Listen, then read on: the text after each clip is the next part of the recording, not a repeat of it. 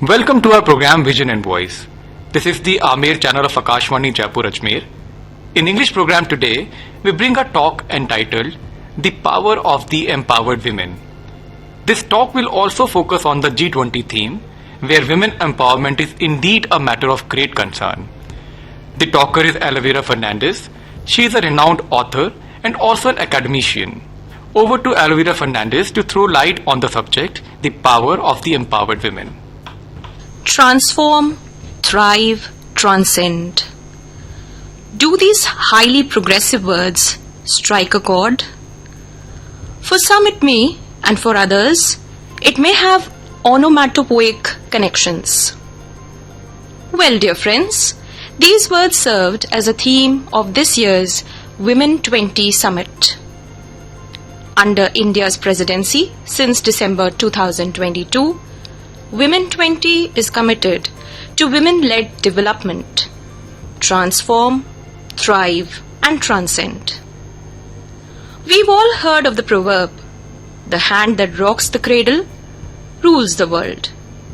It's exhilarating to gradually watch more than few feminine hands working towards breaking the glass ceiling and working towards economic empowerment through trade and investment. It's interesting to note that the world is now investing in services and infrastructure for an enabling care economy. The Women 20 Summit celebrated the power of women empowerment. So what is women empowerment exactly? And why do we talk of and focus on women empowerment? Let me share a personal experience with you. I sometimes feel like one of those ancient wise men who need to refer to some stories or personal experiences to press home my point. So here goes. As a child, I remember my father, a chief ticket inspector in the railways, placing in my mother's hand his entire salary every month. He would do it without fail, month after month, year after year, till he retired. My mother would judiciously draw up the monthly budget and manage the running of the house on that sum of money. In fact, my father asked her for any money he required. She would pay all the bills, bring home the gas cylinder, purchase the vegetables and fruits, and of course, attend to any other emergencies if they cropped up. All this she did in the absence of my father alone. And before I forget, let me add, she has served society as an educator in a reputed institution for 37 years. Amazing, yes? She's been that empowered woman closer home, which I'm sure many of you, dear friends, are proudly associated with in your own homes or neighborhoods. When I look back, I feel if she had the opportunities and exposure the world and our nation offers in the present times for empowered women empowerment, she would have been unstoppable, as the popular Australian singer Sia sings today. I remember my mother voicing her plans of starting a small eatery, creating small craft-based items and putting them up for sale. But for some reason or the other, her dreams never materialized. Sometimes it would be a lack of budget, proper planning, and effective advertising, or just not reaching the right kind of customers. Over the recent years, the world and our nation is rapidly rising up to balance the somewhat topsy-turvy, age-old patterns existing in society. Today, we are encouraging gender equality.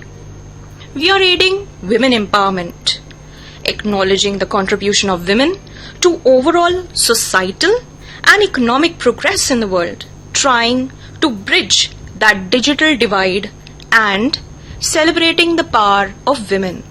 I'm sure you have all witnessed the rise of Ghazal Alag in the business reality show Shark Tank India Season 1.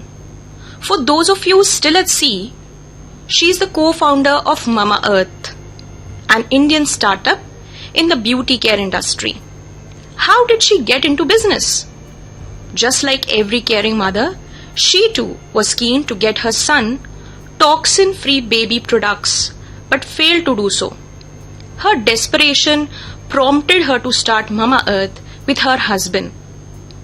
The platform, created by the various discussions of world leaders and policies initiated by the government, undoubtedly led to the making of an empowered woman. This example is just one of its kind that I have shared with you. For ages, women have been the caretakers of their families. They have wisely tended to their homes and hearths, supplemented the family income through various other money-generating activities such as farming, stitching, knitting, cooking, catering, washing, or even healing the sick. But their contributions have gone unnoticed. Let's say they have been taken for granted. They had the capability even then to become entrepreneurs, health givers, start their food chains or designer brands. But you know how things were. Here, I would like to share with you the story of Kusum, a vegetable vendor in my neighborhood. She was married off at the tender age of 16 years and worked day and night to keep her family happy. Even after 2 successful pregnancies and 3 miscarriages, she failed to birth a son and had to pay the price for it. Her husband, a laborer, turned her out with her 2 daughters and remarried. With the Beti Padhao, Beti Bachao movement coming into existence, Kusum decided to stand up for herself and her daughters. Whether summer, rain or winter, she never fails to show up, calling out her wares. With the amount she earns, she sends her daughters to good schools. When asked why she toils so hard, she answers with a shy smile that she dreams of her daughters becoming IPS officers like Kiran Bedi or astronauts like Kalpana Chawla. I remember quite vividly the day she proudly told me she is investing in her daughters' futures, not for marriage, but further education. One of her customers had enlightened her about the government's Sukanya Samriddhi scheme, and she has started building a fund for their bright future.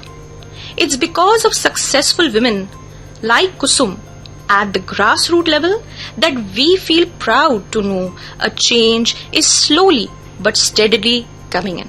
Those who survive aren't the fittest, strongest or wisest.